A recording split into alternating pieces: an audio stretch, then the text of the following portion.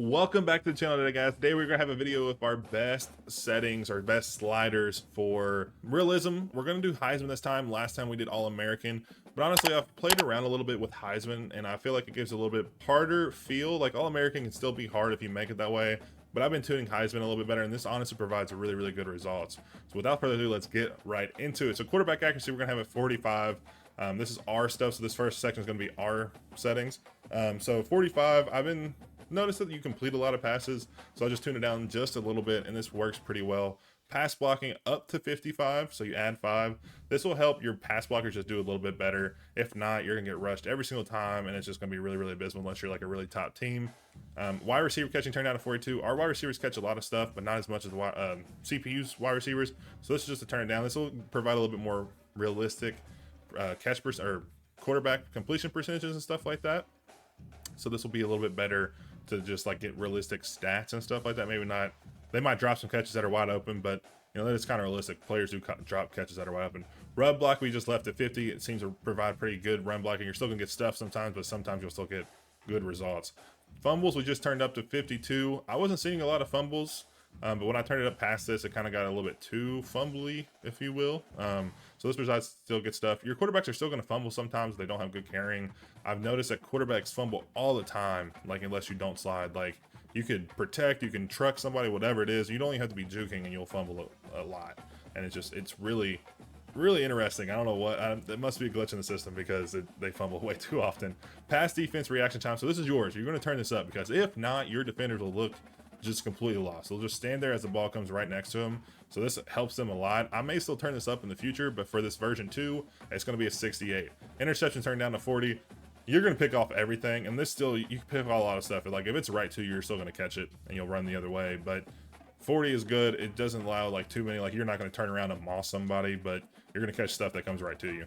Pass coverage turn up to 70, similar to the pass defense reaction time. Your guys are just going to be so slow, they're not going to react to anything. So 70 is a good number. I think this will probably stay the same. 70 is pretty good, but defense reaction time may change in V2. Tackling up to 58. This will help breakaway tackle. So if a guy's running away and you go to tackle him, they'll still break it sometimes, but most of the time you go to tackle. You don't often see guys breaking 3 or 4 tackles on the run down the field. So this will help you limit that. Moving on to CPU skill, quarterback accuracy 30. The CPU will complete like 50 out of 50 passes if you don't turn this down. I genuinely like have seen that happen. Like they will complete everything. And then in situ, you're going to turn your wide receiver catching down to 35. So both of these will help you limit the amount of times the CPU will complete a pass. They still do pretty high. They're probably around 65-ish when I play them to 60, like 8.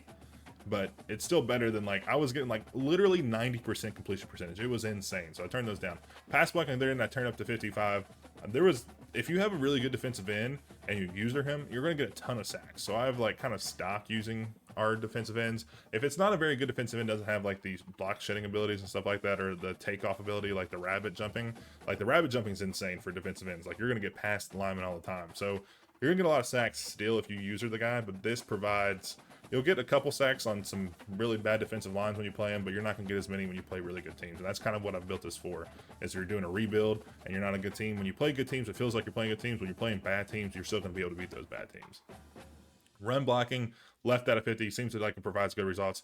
Teams will run on you, and sometimes they'll just break away and get like really good runs for no reason at all. So that's why I left it. And sometimes you'll stuff them every single possession. They'll have like 5 run yards all game.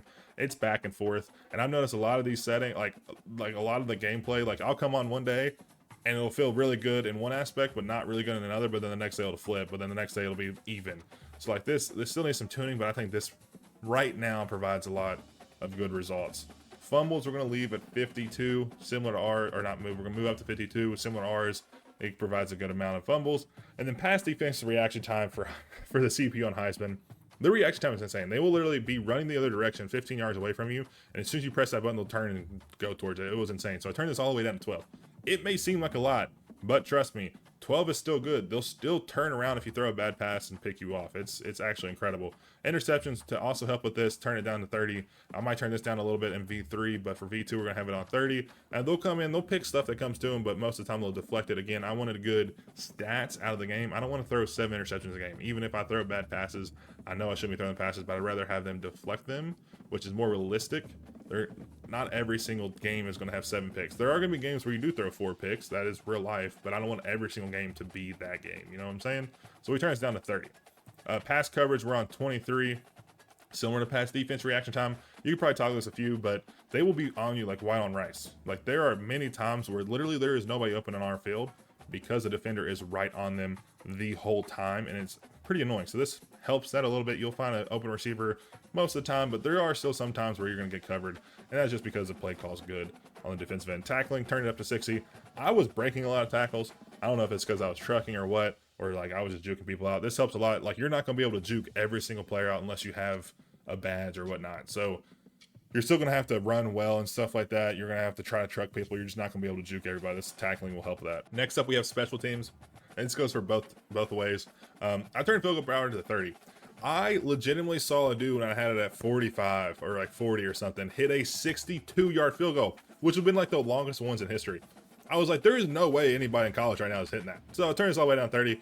It's providing good results. I'm still with my kicker on New Mexico. I'm missing like 53 yards if I don't do it perfect, which is realistic. So missed there. Turned up field goal accuracy to 52 just a little bit to make it a little bit easier, but still is pretty difficult. So turn that up. Left everything else the same.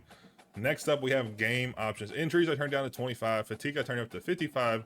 And the minimum player threshold turned down to 25. You could probably turn this up. I've seen people say 40 is good, but I still feel like defensive tackles catch up to my running backs and stuff too often on a little higher. So I turned down 25, and then fatigue I turned up to 55. I still might turn this up in V3, but 55 has been all right for now. I just want the guys to sub out a little bit more, but like at the end of the year when I look at the stats, it looks right. So I think the simming I do sometimes sporadically is providing better results, but when I game in gameplay, the guys just don't seem to sub out as much. Maybe it's just an early year thing I'm noticing, and I'm not really noticing at the end of the year, but for right now, that is what it is. And then next up, we didn't do penalties in the last one on V1, so in V2 we do have penalties. So we have offsides is going to be the same. That is what it is. False start will be 55 and holding will be 55. These have both actually provided good results. You're going to get, there's going to be games where you get a lot of holding, which is like real life. There was a game I played 2 days ago that had 7 holding calls. It was insane. I was like, what the hell is going on? But it is realistic. You might get games where you're holding a lot, especially when you're playing good teams. Your linemen are going to try to hold them to, you know, get you, let you like survive. And then false starting, you're going to be 55. This will happen maybe once or twice a game, maybe not at all, but it is providing better results and actually occurring and stuff. On 50, this stuff just wasn't occurring at all. Face smack up to 52. I'm very surprised with how many times it gets called on just 52. On 50, it seems like it was never called. On 52, it gets called once or twice a game, maybe 3 times, maybe no times, but it does happen more frequently. Defensive pass interference, DPI, up to 60. You won't see it very often, but when you do, it kind of seems more realistic. So that's there, and everything else is going to stay the same. So that is my settings. You know, you can see a lot of setting sliders throughout the Twitter, YouTube, and stuff, but I feel like this one, for me personally, I've tried some other ones, but this one has provided good results. This one I did all by my own. I was just testing, tinkering and stuff. So this one has provided the best results for me. If you all want to use it, great. Let me know in the comments how you all get along with it. I think it does a lot of good stuff. I mean, if you all think there's some stuff that needs to be changed, let me know. I will change it. Just from my point of view, I am playing as a lower rated school, so it may provide good results to them, but not good for higher level schools. So if you're all playing as an Oregon or Alabama, let me know and I can tinker it a little bit more for that. Maybe I might do a, you know, lower overall team versus a high overall team. We'll have to see. So let me know in the comments what you all think of it. Hit that like button if it's, you know, provided good results for you all.